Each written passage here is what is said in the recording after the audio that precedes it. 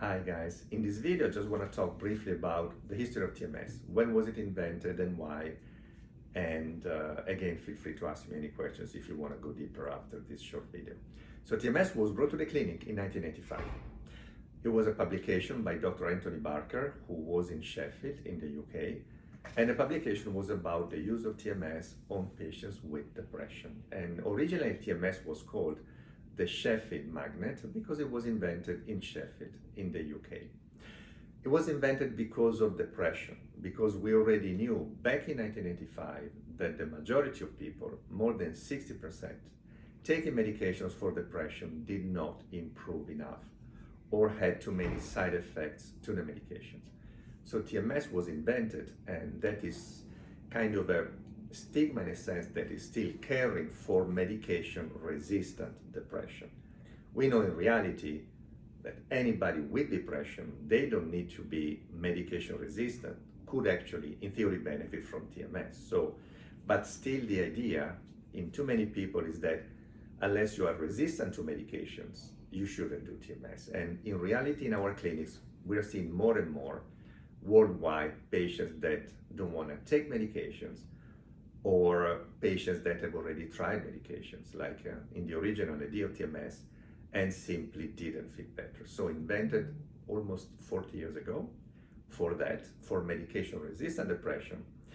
The success rate of TMS has improved over the last few years for many reasons. The coils per se haven't changed much, for example, in these last 10 years. The technology is already really well developed, but what we learn in our clinics is that the precision and knowledge and how to use the protocols, for example, for depression, for addiction, for anxiety, for OCD, ADD, long COVID, really makes the difference. So the machines per se haven't changed much in these last 40 years, but our knowledge about TMS has changed.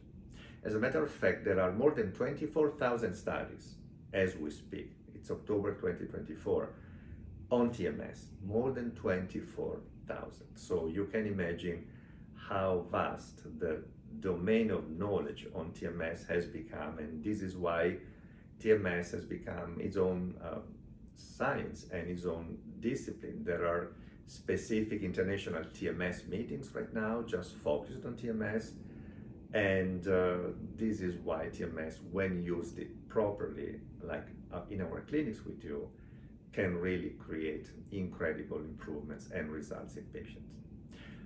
A typical question, beside the fact that when was invented, that patients ask, so first step, we kind of emphasize the fact that TMS is not experimental, new alternative. TMS is an old technology, meaning very well known.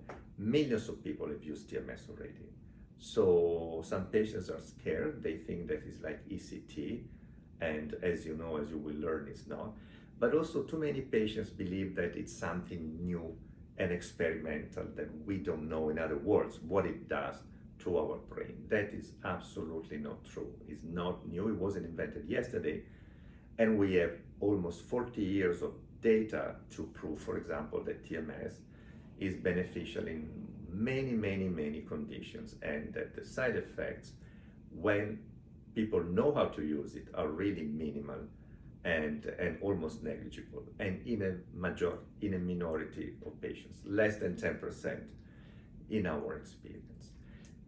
The other question related to the very first questions that patients tend to ask is, okay, but I'm here now because my medications didn't work, and why would TMS work? And TMS works because originally it was invented with this pacemaker idea. And the pacemaker analogy and the pacemaker idea is the idea that, for example, people with depression or people with addiction have a reduced brain activity in the frontal cortex on the left, the area that we stimulate for those diseases, depression, addiction. And the idea of the pacemaker is that by rebalancing brain activity in this frontal cortex, the symptoms should decrease or disappear. And this is the fact. This is actually what happens in the majority of patients with depression and addictions when they do TMS. And the same analogy of the pacemaker is also true for the secondary brain region that we very often stimulate. It's called supplementary motor area, SMA, which is below the top of our head. And in this case, patients with anxiety, OCD, ADD, PTSD, insomnia have an increased activity, like a heart that beats way too fast in this SMA. And TMS uses a very low frequency of stimulation to slow down, same analogy as the pacemaker, excessive brain activity in this SMA. So that was the original idea of TMS, to rebalance brain activity in a pacemaker-like fashion back to normal, and that is what people thought that TMS did. But then, 40 years later, we know that TMS does much more than that. In fact, and I hope you will always remember this by heart, TMS has anti-inflammatory properties. It reduces pro-inflammatory molecules in our body and in our brain. TMS produces brain plasticity, new brain connections. TMS has an effect on our brain blood flow and oxygenation. It increases brain blood flow and oxygenation. And also TMS releases a lot of chemicals, dopamine, for example, serotonin, GABA, and so on. So when a patient is asking, or a person is asking, why would TMS work if my medications didn't do much? You know now that TMS works through many different mechanisms of action, way more than what a single medication does from a chemical point of view.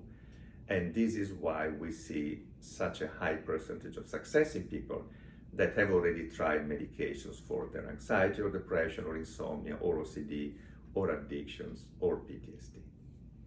Thank you.